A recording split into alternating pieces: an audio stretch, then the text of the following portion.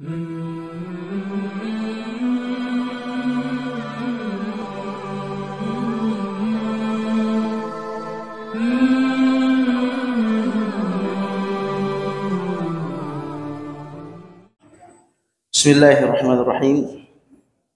Assalamualaikum warahmatullahi wabarakatuh. Alhamdulillahi rabbil alamin. Wassalatu wassalamu ala ashrafil anbiya'i wal mursalin, nabiyyuna Muhammadin sallallahu alaihi wasallam wa ala alihi wa sahbihi ajma'in. Allahumma rabbana inna nas'aluka ilman nafi'a wa rizqan tayyiba wa amalan mutaqabbala. Allahumma faqihna fid dini wa 'allimna at-ta'wil ya rabbal alamin. Allahumma amin. Kaum muslimin yang dirahmati Allah Subhanahu wa taala, yang pertama kita mengucapkan tahmid, yaitu alhamdulillahi rabbil alamin. Semoga Allah Subhanahu wa taala menjadikan kita hambanya yang banyak bersyukur kepada Allah Subhanahu wa taala. Allahumma amin.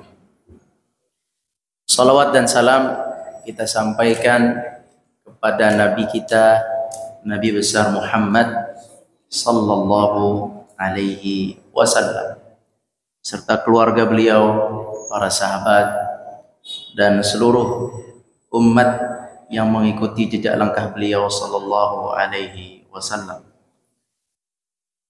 Kaum muslimin yang dirahmati Allah, insyaallah kita akan melanjutkan pembahasan mengenai fiqih salat. Pada pertemuan yang sebelumnya kita telah mempelajari tentang tabir atau sutrah. Tabir atau sutrah adalah sunnah untuk digunakan. Hukumnya apa? Sunnah. Bentuk-bentuknya boleh apa saja, dari mulai anak panah atau kayu atau ranting atau tembok atau badan orang yang sedang duduk di depan kita berzikir, atau kursi, apapun yang menjadi pemisah antara tempat sujud kita dengan orang yang lalu lalang, itu dibolehkan untuk dijadikan tabir atau sutrah. Apabila tidak memiliki sesuatu apapun, kata Nabi SAW, falyahutta khattan, atau kalau tidak punya apa-apa maka hendaklah dia membuat garis. Kemudian mengenai tabir ini atau sutrah ini, sutrah bagi sholat berjamaah berlaku hanya untuk imam. Adapun untuk makmum itu tidak perlu pakai sutrah lagi. Jadi cukup sutrah imam di shaf paling depan, di tempat paling depan, sedangkan shaf pertama tidak perlu menggunakan sutrah kembali. Kemudian juga khusus untuk sholat berjamaah ini ada pembolehan kita untuk melewati orang yang sedang sholat di shaf tersebut. Tidak masalah, sebab ada hadis yang menjelaskan tentang hal itu. Dibolehkan seseorang, bukan buat mainan ya, jika ada keperluan dia mau keluar shaf, dari tengah-tengah shaf dia perlu keluar karena ada hal, baik itu batal wudhu atau ada hal yang mendesak dia harus pergi, atau ini dan itu, kita tidak tahu, atau dia sakit, atau dia sakit perut atau pusing atau dan lain sebagainya, maka dia boleh meninggalkan shaf dan melewati orang-orang yang sedang salat. tidak apa-apa sebab sedang salat jamaah. Ini seperti ada dalam hadis Ibnu Abbas pernah melewati sahabat yang sedang salat berjamaah bersama Nabi dan tidak satupun menegur Ibnu Abbas. Nabi tidak menegur, sahabat tidak menegur, artinya boleh. Baik, hadis itu hadis sahih. Kemudian untuk takbir itu dianjurkan untuk berada di depan kita, tidak jauh dari tempat sujud kita posisinya. Kemudian takbir juga posisinya dekat. Baik, selanjutnya haram atau dilarang melewati orang yang sedang sholat dengan sengaja. Orang yang sedang sholat adalah sedang menghadap Allah, memuji Allah, membesarkan Allah, mengagungkan Allah, maka jangan meremehkan. Tidak ada satu kegiatan aktivitas yang lebih mulia yang dilakukan seorang hamba daripada salat, menyembah Allah Azza wa Jalla. Maka hargai orang yang salat dengan tidak melewati di depan orang salat, tidak melewati tempat sujudnya, tidak menginjak tempat sujud orang salat. Kata Nabi SAW, barang siapa yang kalau seandainya seseorang itu tahu, seandainya dia tahu hukumannya, orang yang sholat, orang yang melewati tempat sujud orang yang sedang sholat, maka kata Nabi SAW, dia pasti lebih memilih untuk berhenti diam 40 tahun, ya 40 musim gugur. Jadi 40 tahun karena musim gugur setahun satu kali. 40 kali musim gugur lebih baik dia lakukan berdiri menunggu selesai orang sholat itu daripada dia melewati orang sholat tersebut. Jadi jangan main-main masalah melewati orang sholat. Ada pengecualian dan keringanan bagi melewati orang sholat. Satu tadi sholat berjamaah, jika dia makmum boleh melewati makmum-makmum yang ada. Yang kedua apabila posisinya di Masjidil Haram, karena sulit di Masjidil Haram untuk tidak melewati orang sholat, mobil khusus di area tawaf itu sulit di sana. Baik, di situ ada keringanan. Kemudian bagi yang sedang sholat dianjurkan untuk menghalangi orang-orang yang melewati tempat sujudnya, ya, menghalangi dengan dia maju atau menghalangi dengan dia menahan, memberikan portal dengan tangannya, atau hal-hal lain yang dapat mencegah, menghalangi orang tersebut melewati tempat sujud kita. Baik, itu kurang lebih selesai mengenai takbir. Mudah-mudahan bisa diamalkan dan diperhatikan. Mengenai takbir bukan hal remeh, hal yang cukup penting dalam ibadah salat kita. Kemudian kaum muslimin yang dirahmati Allah, hari ini kita akan membahas hal-hal yang dibolehkan di dalam salat. Hal-hal yang dibolehkan di dalam salat artinya tidak akan membatalkan salat. Apa saja hal-hal yang dibolehkan di dalam salat?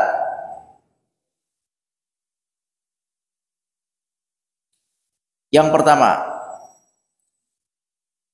boleh seseorang di dalam salat menangis atau merintih. Ya, menangis atau merintih. Hal tersebut tidak membatalkan salat. Sekarang, apa sebab menangis dan merintihnya? Apakah sebab menangis dan merintihnya harus sebab yang syar'i karena mendengar ayat neraka, atau boleh sebabnya karena dipecat dari kerjaan, atau sebabnya karena kehilangan barang, atau habis bermasalah cerai jadi nangis terus. Ya, yang mana ini? Sebab mana yang dibolehkan menangis dalam sholat? Sebab yang menghayati ayat atau karena urusan dunia? Di sini kata ulama, ya, wallahu alam, di sini tidak dibedakan sebabnya apa. Ya, walaupun sebabnya adalah karena musibah, kehilangan barang, nangis, sholatnya nangis. Kenapa ente nangis? Khusyuk ente nangis, baru kehilangan barang. Ya, ternyata dia nangis mengingat barangnya yang hilang. Minta sama Allah agar dibalas, dikembalikan, atau dijadikan pahala di surga dengan menangis, terharu barangnya hilang. Boleh? Tidak apa-apa menangis seperti itu. Atau menangis karena apa? Karena mendoakan dirinya yang sedang sakit misalnya. Ya, dia sedih, ya Allah, aku sakit, tolong aku berikan kesembuhan. Itu juga tidak apa-apa. Dia lagi sholat, terus ingat sesuatu yang menyedihkan dalam hidupnya, dia menangis, itu dibolehkan. Nah, kebanyakan orang menangis itu yang mana nih? Yang ada masalah atau karena paham ayat?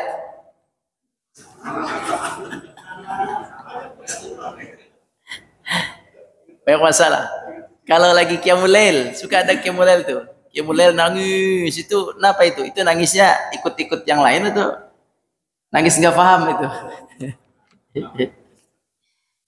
Buat malam panjang imam baca, nangis, masya Allah.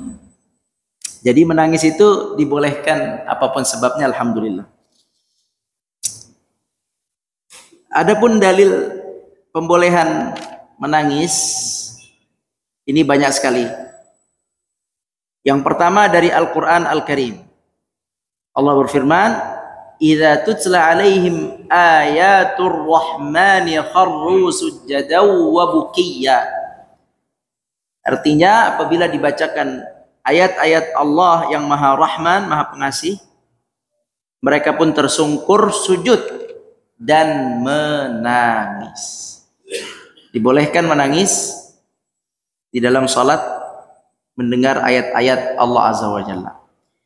Kemudian juga ada hadis lain, yaitu dari Abdullah bin Syikhir. Ia berkata, "Ra'aitu Rasulullah sallallahu alaihi wasallam yusalli." Saya melihat Rasulullah sallallahu alaihi wasallam sedang salat. Wa fi sadrihi azirun ka aziril mirjal minal buka. Saya melihat Nabi sedang salat dan di dadanya itu ada suara rintihan, seperti rintihan orang yang sedang menangis. Itu suara rintihan. Beliau mendengar suara rintihan seperti orang menangis. Artinya dibolehkan menangis di dalam salat. Bahkan bagus. Bahkan seseorang yang menangis di dalam salat itu bagus. Sangat bagus. Kalau tidak bisa nangis, bahkan ada anjuran berusaha menangis. Apa? Berusaha untuk menangis. Berusaha untuk menangis, terutama ketika dalam kesendirian. Baca Quran kesendirian, salat kesendirian, menangis. Itu dianjurkan sekali. Kemudian dari hadis yang lain, yaitu dari Ali radhiyallahu anhu, beliau berkata, "Ma kana fina farisun yauma Badr ghairul Miqdad ibn al-Aswad." Artinya, waktu perang Badar tidak ada yang naik kuda di antara kami kecuali Miqdad. Perang Badar, sahabat perang Badar melawan orang kafir Quraisy. Waktu itu yang punya kuda, yang mengendarai kuda itu adalah Miqdad ibn al-Aswad. Sedangkan kebanyakan sahabat itu mereka berjalan kaki. Mereka berjalan kaki untuk perang dengan orang kafir. Yang punya kendaraan hanya Miqdad. Kemudian ini menunjukkan apa ini? Menunjukkan keadaan kaum muslimin yang fakir. Mau perang tidak punya kendaraan. Tidak punya perlengkapan yang mumpuni. Tapi yang menang siapa? Muslim. Perang Badar yang menang Muslim. Jumlahnya lebih banyak atau lebih sedikit? Lebih sedikit. Perlengkapannya lebih kurang atau lebih banyak? Kurang, tapi menang. Allah menangkan subhanahu wa ta'ala. Jadi kalau mau melihat kemenangan orang Islam, lihat pasukan yang sedikit. Islam itu dalam sejarah tidak pernah menang dengan pasukan yang banyak, Pak. Sekalinya Muslim punya pasukan banyak ketika perang Hunain, ternyata apa yang terjadi? Pasukannya 10.000 Muslim. 10.000 itu ternyata mayoritas kabur dari medan perang. Siapa yang bertahan? Yang bertahan Muhajirin dan Ansar. Ya, yang lain kabur. Jadi memang untuk menang dalam perang itu, kalau beneran pahlawan, kalau beneran tentara itu tentara yang ikhlas, dia memang jumlahnya lebih kecil daripada musuhnya. Perlengkapannya juga lebih sedikit dari perlengkapan musuh. Mereka ditolong oleh Allah Azza wa Jalla. Allah berfirman, "Kam min fi'atin qalilatin qalabat fi'atan katsiratan biiznillah." Berapa banyak pasukan perang yang sedikit mengalahkan pasukan perang yang banyak dengan izin Allah. Seperti itu. Ya, jadi saudara kita di Gaza itu kalau pasukannya menang, Pak. Kalau apa? Kalau pasukannya menang sebenarnya. Cuman kalau rakyat sipilnya kalah, itu memang dibom. Jadi kalau pasukannya itu menang, pasukan lawan pasukan itu menang. Ya. Cuman mereka membombardir, menghancurkan rakyat yang tidak ikut berperang. Itu aja sih masalahnya. Tapi kalau pasukan lawan pasukan menang kaum muslimin itu. Ya, buktinya sampai sekarang mereka belum berhasil menaklukkan. Iya, belum berhasil mereka menaklukkan orang-orang yang berjihad melawan Israel. Masih. Semoga Allah tolong saudara-saudara kita di Gaza. Baik. Nah, dalam keadaan yang susah payah seperti itu, hanya satu orang yang menggunakan kuda. Kata sahabat Ali, "Laqad ra'aituna wa ma fina qa'im." Malam-malam saya lihat semuanya tidur malam-malam itu. Tidak ada yang salat kecuali Nabi sallallahu alaihi wasallam, illa Rasulullah sallallahu alaihi wasallam. Di malam salat Badar, malam perang Badar, besoknya perang, malamnya semua istirahat untuk persiapan perang besok. Kecuali Nabi sallallahu alaihi wasallam, beliau salat. Allahu akbar. Beliau apa? Salat. Ini pentingnya seorang pemimpin, Pak. Seorang pemimpin itu harus lebih banyak salatnya daripada yang dipimpin. Ini baru satu hadis, banyak hadis yang semisal seperti ini. Nabi salat, untuk apa salat? Naam, untuk minta pertolongan, berdoa kepada Allah. Allah berfirman, "Wasta'inu bis sabri wassalah." Dan minta tolonglah kepada Allah dengan apa?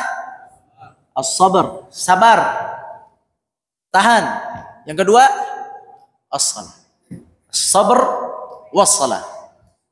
Salat itu lebih kuat daripada berdoa. Ya. Jadi sering sekali kita dapati dalam hadis-hadis dalam perang atau di luar perang. Hudzaifah berkata, "Kana Rasulullah sallallahu alaihi wasallam idza hazabahul amru shalla." Nabi apabila terdesak maka beliau langsung salat. Nah, jadi salat itu bisa menjadi penolong dalam permasalahan yang dihadapi dan harus seorang muslim harus jadikan itu. Harus, Pak.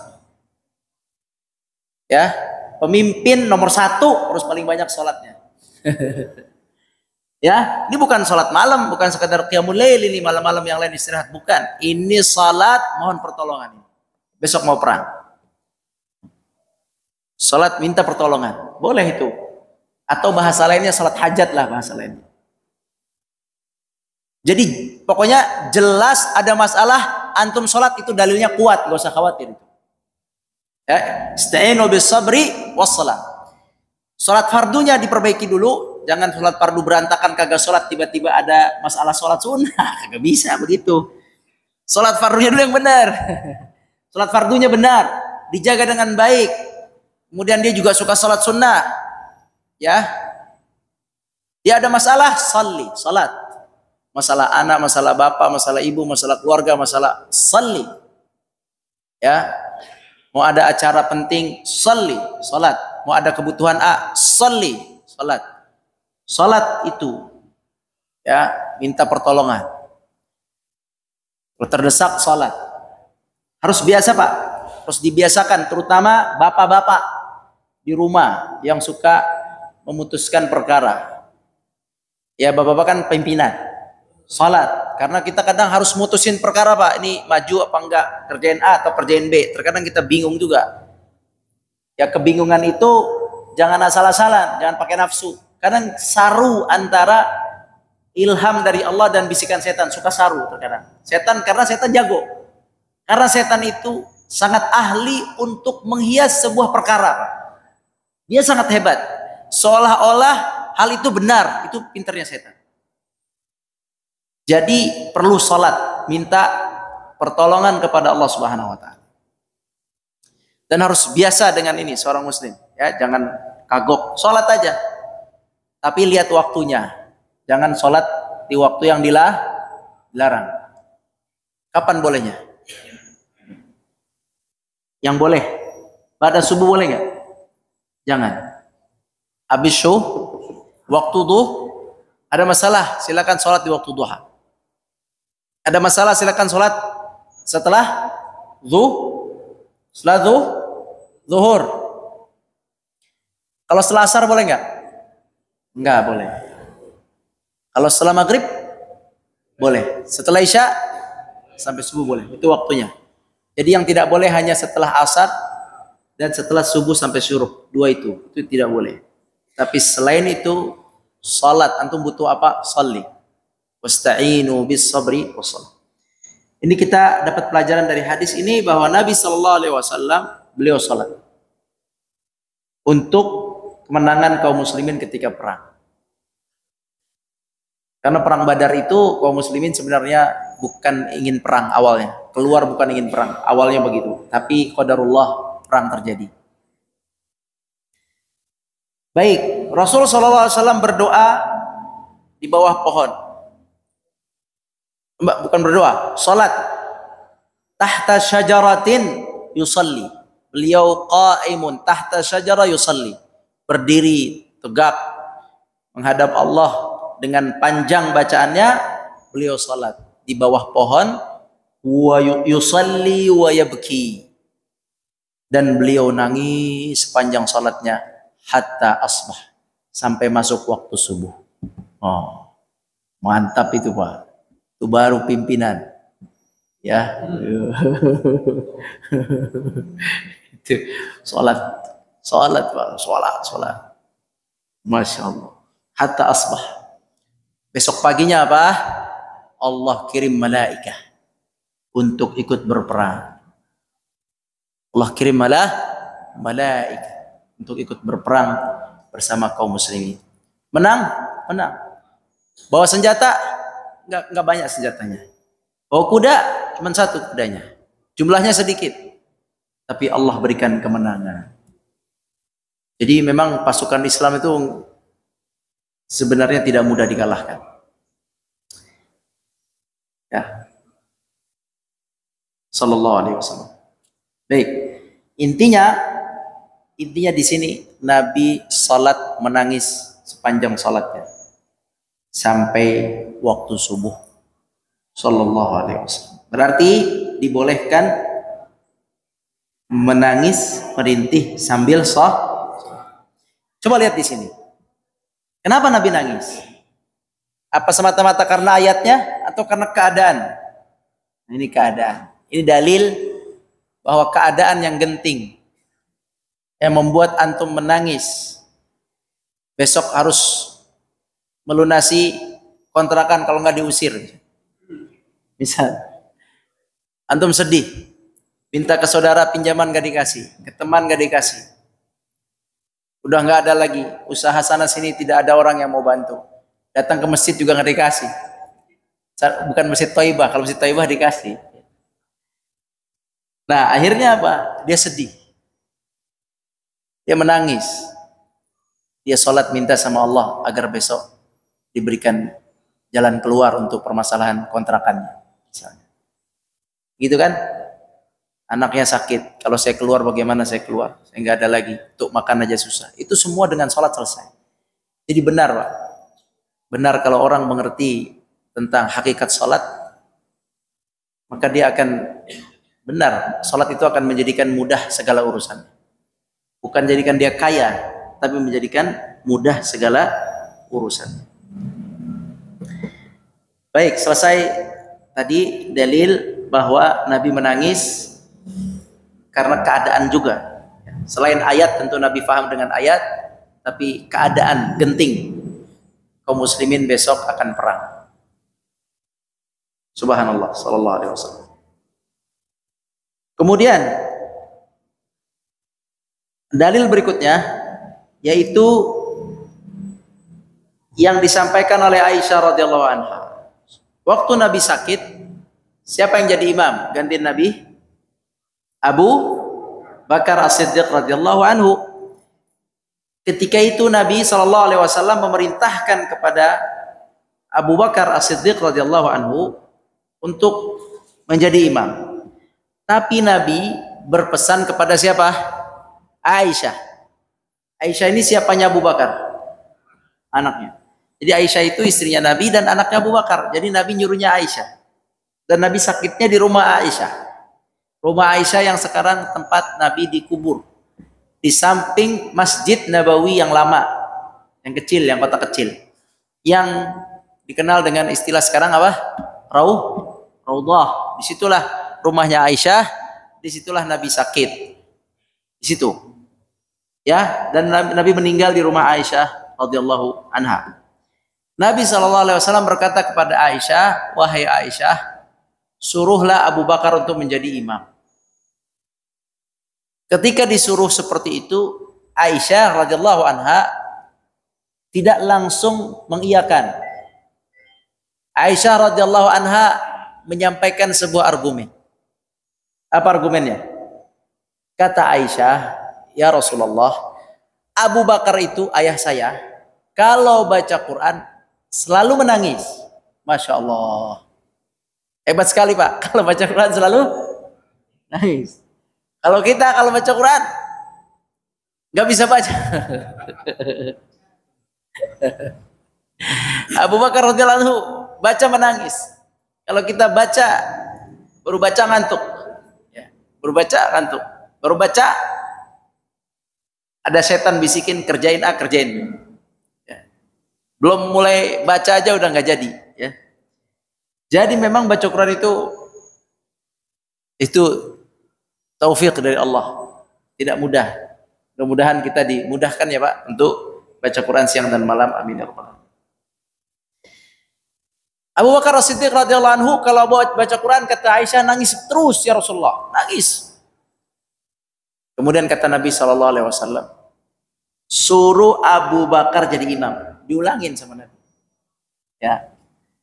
Aisyah bilang lagi, udah kedua kali nih, nyuruhnya dua-dua kali, argumen yang kedua kali juga. Kata Aisyah, ya Rasulullah, Abu Bakar itu kalau sholat, kalau baca Quran selalu nangis, hatinya lembut.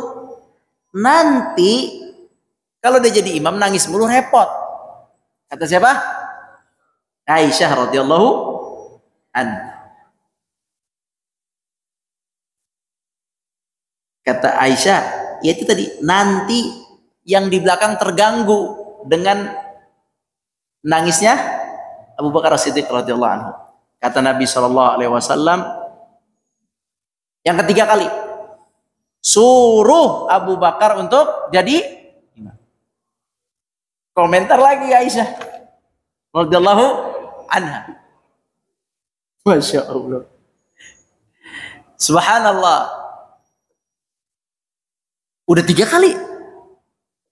Nabi ngomong yang keempat, suruh Abu Bakar jadi imam. Nabi lagi sakit ini. 4 kali. Kemudian Nabi tambahkan dengan kalimat, inna kunna sahibu Yusuf. Kalian memang perempuan seperti perempuan-perempuan yang gangguin Yusuf. Ya. Perempuan yang gangguin Yusuf itu maksudnya perempuan itu ya ada aja alasannya, ya, alasannya ada aja, ya. Jadi ibu-ibu tuh begitu, ya. Nah, jadi bapak-bapak begitu, memang begitu. Ada aja pertimbangannya tuh ada aja. Padahal ini udah 3 kali, ya. Udah 1 kali, 2 kali, timbangan lagi, 3 kali, timbang lagi. Yang keempat, suruh Abu Bakar mimpin sholat. Kalian ini seperti perempuan-perempuan yang mengganggu Yusuf. Banyak alasan. Inilah itulah, inilah itulah. Jadi kaum muslimin yang rahmati Allah, intinya imam yang nangis tersebut, Abu Bakar yang jadi imam yang selalu menangis, itu tidak masalah. Ini menjadi dalil bahwa walaupun imamnya sering nangis, bahkan tidak tidak membatalkan sholat. Kemudian juga ada dalil yang terakhir bahwa Umar bin Khattab radhiyallahu anhu, beliau pernah menjadi imam. Beliau baca surat Yusuf. Surat apa? Yusuf. Beliau baca terus panjang surat Yusuf sampai akhirnya beliau membaca ayat innama ashku bathi wa huzni ilallah. Artinya aku hanya mengadukan keluhanku kepada Allah. Ini kalimat ini adalah kalimat Nabi Ya'qub. Nabi apa? Ya'qub ketika kehilangan Yusuf. Nabi Ya'qub berkata, aku adukan kesedihanku kepadamu ya Allah. Ya, berarti beliau menghayati ayatnya kalau ini. Beliau nangis karena apa? Menghayati ayat yang beliau baca, yaitu kisah Nabi Ya'qub yang kehilangan anaknya. Mana lebih berat? Meninggal anak atau hilang anak? Hilang anak nggak tahu kemana. Meninggal? Kita nggak tahu ya. Kalau kata ulama, kehilangan itu lebih, atau begini pertanyaannya, mana sedihnya yang gak habis-habis? Anak itu hilang, gak tahu di mana, atau meninggal depan mata dikubur? Mana yang sedihnya? Meninggal ya? Bukannya kalau meninggal selesai?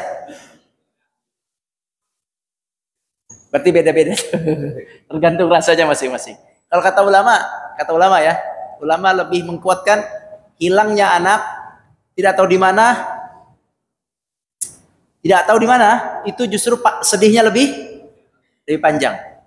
Tapi kalau meninggal, sedih udah pasti sedih, tapi lama-lama terobati. Berapa tahun Yusuf hilang? 30 tahun. Bayangin itu. 30 tahun sampai jadi raja. Allah bilang kepada Yakub, anakmu masih ada. Di mana? Nggak tahu. Itu Yakub tiap hari udah Udah sedih sampai buta matanya, ya. Itu kata ulama, kehilangan anak seperti Yakub itu rasanya pedih sekali. Beliau baca, aku mengadukan kesedihanku hanya kepadamu ya Allah. Umar nangis di situ, merasakan kesedihan Yakub alaihissalam. salam. Allahu a'lam. Selesai masalah pembolehan menangis di dalam sholat. Ada pertanyaan? Jelas ya? Tidak ada pertanyaan. Baru satu poinnya yang dibolehkan dalam sholat, yaitu menangis. Nanti di pertemuan yang berikutnya kita jelaskan hal-hal lain yang dibolehkan di dalam sholat. Wallahu a'lam. Kita tutup dengan kafaratul majlis. Subhanallah.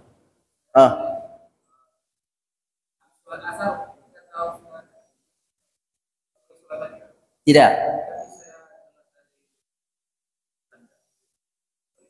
Kalau istiqoroh kamu bingung,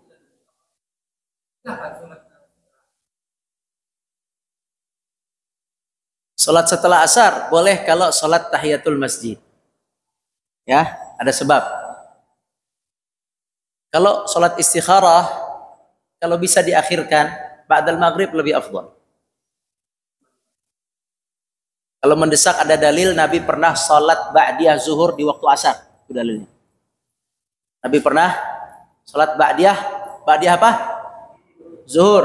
Tapi sholatnya setelah, ya itu boleh. Allah. Tapi saran ana, sebaiknya waktunya waktu ba'dal maghrib. Silakan. Kalau mau ikut pembolehan, tidak ada masalah. Tapi ana lebih menyarankan ba'dal maghrib lebih pas atau ba'dal isya. Itu lebih nyaman, tidak terkena larangan. Nah, Allahu a'lam. Tafadhal, silakan. Nabi mengqadha ba'diyah salat zuhur di waktu asar. Tapi sekali aja itu. Sesudah asar. Yang seharusnya tidak boleh salat, tapi Nabi mengqadha ba'diyah zuhur. Itu kata ulama, ba'da asar jika ada sebab boleh. Itu tadi yang dipakai dalil bolehnya istikharah ba'da asar. Tapi anak tetap sebaiknya istikharah di waktu-waktu sebelum asar sebaiknya, supaya tidak tertimpang tindih dengan larangan ba'da salat asar. Karena Nabi sekali aja itu, bukan jadikan rutin. Takutnya kalau dibolehkan ba'da asar ntar istikharahnya ba'da asar terus. Nah, sutra sunnah. Sunnah itu dianjurkan. Sunnah muakkad kalau masjidnya ramai. Sunnah biasa kalau masjidnya nggak terlalu ramai. Enggak ada sholat terdesak. Kalau terdesak, sholat sunnah. Jangan kita sebut sholat terdesak, nanti salah paham orang. Sholat sunnah untuk dimudahkan perkara kita. Ya, sholat sunnah aja sebutnya, jangan sholat terdesak. Sholat sunnah. Silakan sholat sunnah, hukumnya sunnah. Nah, Pak, sudah selesai. Ya, sudah selesai. Nanti kita bahas di pertemuan yang akan datang. Wallahu a'lam. Subhanakallahumma bihamdik, asyhadu an la ilaha illa anta, nastaghfiruka wa natubu ilaik. Assalamualaikum warahmatullahi wabarakatuh.